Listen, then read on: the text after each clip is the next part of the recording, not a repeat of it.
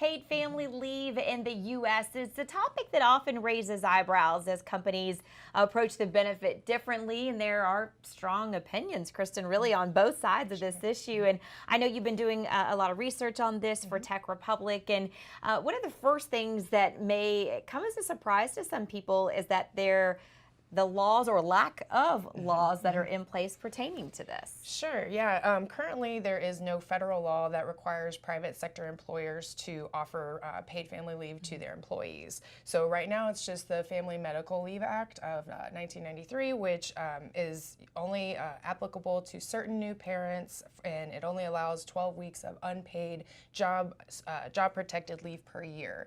So basically, it is only if an employer meets specific requirements, and it just ensures that the employees don't lose their job. So it's just a job protection. Employees don't receive any pay during this time under the policy, and the employer and employee both have to meet certain requirements to be covered. So, yeah, definitely leaves some room there for additional benefits. Yeah, and a lot of loopholes there. And obviously, this is something that's really important, to families, whether you have a new baby or whatever the situation may be. As far as from the company's standpoint, what are some of the perks or benefits that the companies can offer to new parents? Yeah, there are quite a few benefits to the employees, the families of the employees, and the employers themselves.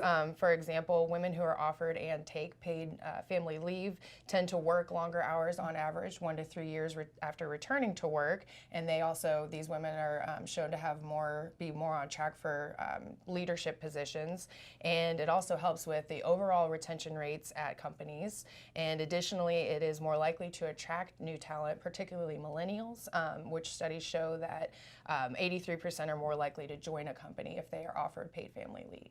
And in this job market, I know we talk and do a lot of articles on Tech Republic here about everyone's trying to get that top talent. Absolutely. When the millennials and others are considering and lining up job offers, these kind of things are important. Absolutely, yes. Yeah, things to consider. So other than offering the paid time off, what are some of the perks or benefits that some of the companies are offering to new parents, and do any of the benefits in particular stand out to you? Yeah, absolutely. I mean, there are about 10 companies on the list here, and so I'll just kind of go through and highlight a few of the benefits additional that they offer. So, for example, Reddit, they offer a child care stipend, which parents can use for after they return to work to pay for daycare, services or nannies, things like that.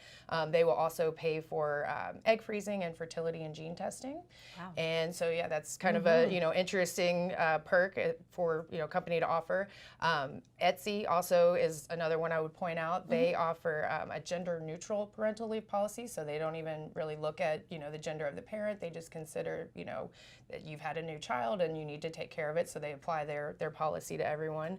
They also offer a new parent support credit where parents can choose to trade in their paid family leave time for up to 14 weeks, and they can receive a cash payment instead, which allows them a little bit more flexibility for returning to work, as far as paying for childcare and things like that, other expenses.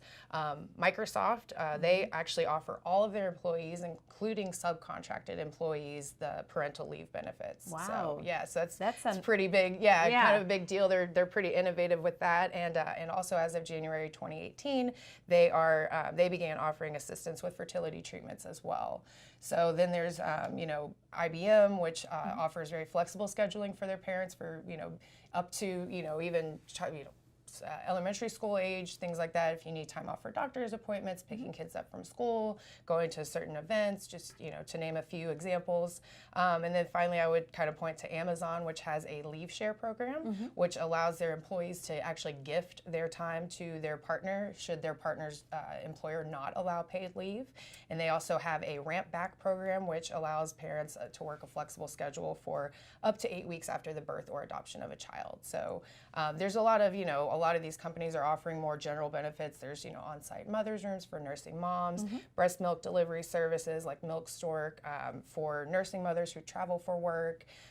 In addition, there's like I said, childcare assistance where they will offer backup childcare, discounts on daycare centers and after-school programs, and then they do a lot of these also offer on-site parenting groups and resources. So just some really interesting things you may not think of when you think of paid family leave or benefits regarding parental responsibilities and things. So, and that can be it's a big transition for new parents, certainly. Absolutely. So a lot to keep in mind. And of course, there's so much written too and questions surrounding, Kristen, how we handle this in the U.S. versus other countries. Absolutely. So it's definitely something that needs to be talked about, and good to see that there's some changes being made at some of these bigger companies and the big tech companies. So for your full article, of course, is on Tech Republic. So be sure to check it out there.